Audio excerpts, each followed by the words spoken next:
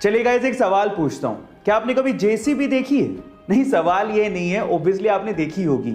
असली सवाल ये है कि जेसीबी इसका मतलब क्या होता है, इसकी फुल फॉर्म क्या है, क्या आप जानते हैं? चलिए मैं आपको बताता हूं। देखिए, जेसीबी की फुल फॉर्म है जोसेफ साइरिल बॉम्फोर्ड। अब सवाल यह है कि जेसीबी की अजीब सी फुल फॉर्म आखिर बनी कैसे?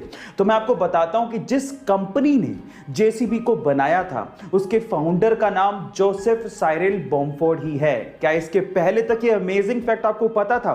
और अगर नहीं पता था तो चैट सेक्शन में जरूर लिखिएगा। और ऐसे अमेजिंग वीडियोस के लिए यूट्यूब पे हमारे चैनल को सब्सक्राइब कर लीजिएगा। और हम लोग भावात्मक तरीके से कई बार इंग्लिश को गलत बोलते हैं। कैसे? मैं आपको एग्जांपल के साथ बताता हूं। जैसे कि अगर किसी की शादी की सालगिरह है तो उसे मैरिज एनिवर्सरी नहीं कहते, उसे वेडिंग एनिवर्सरी कहते हैं।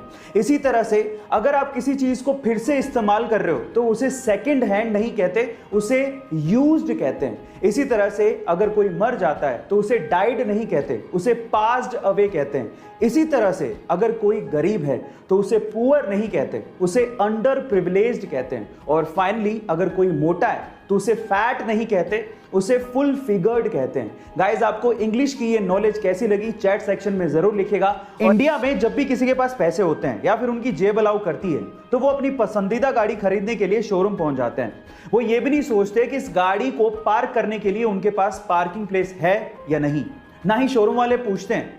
लेकिन ये इंडिया में होता है, जापान में नहीं। गाइस, जापान में अगर आपको गाड़ी खरीदनी है तो आपको पहले स्थानीय पुलिस स्टेशन पहुंचकर पार्किंग के दस्तावेज जमा कराने पड़ेंगे।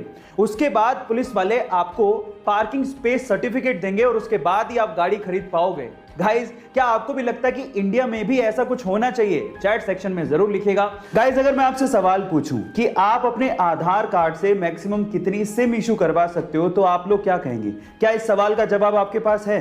चलिए मैं आपको बताता हूं, और ये चीज आपको बड़े ध्यान से सुननी चाहिए क्योंकि ये चीज आपको बहुत काम आएगी। ट्राई यानी कि टेलीकॉम अथॉरिटी ऑफ इंडिया के अनुसार आप अपने आधार कार्ड से मैक्सिमम 9 सिम इशू करवा सकते हो, जिसमें से भी 6 सिम एक ऑपरेटर की होगी और बाकी बची हुई 3 सिम आप दूसरे ऑपरेटर की लोगे।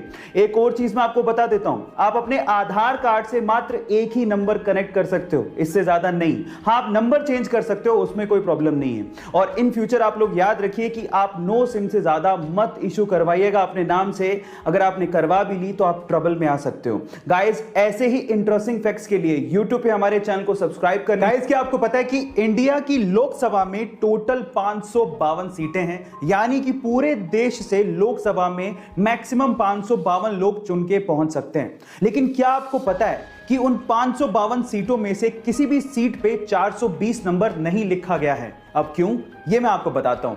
देखिए, आईपीसी की धारा के तहत 420 नंबर फोर्जरी यानी कि धोखाधड़ी के लिए इस्तेमाल किया जाता है, और इसी वजह से हमारे किसी भी लोकसभा सीट पे 420 नंबर नहीं लिखा गया है। इनफैक्ट जैसे ही 419 नंबर आता है तो उसकी अगली सीट को 420 नंबर की बजाय 419A कहा जाता है। गाइस, क्या आपको ये पहले से इंफॉर्मेशन पता थी? तो चैट सेक्शन में जरूर लिखिएगा। और अगर नहीं पता थी तो ऐसे अमेजिंग वीडियोस के लिए यूट्यूब पे हमारे चैनल को सब्सक्राइब कर लीजिए।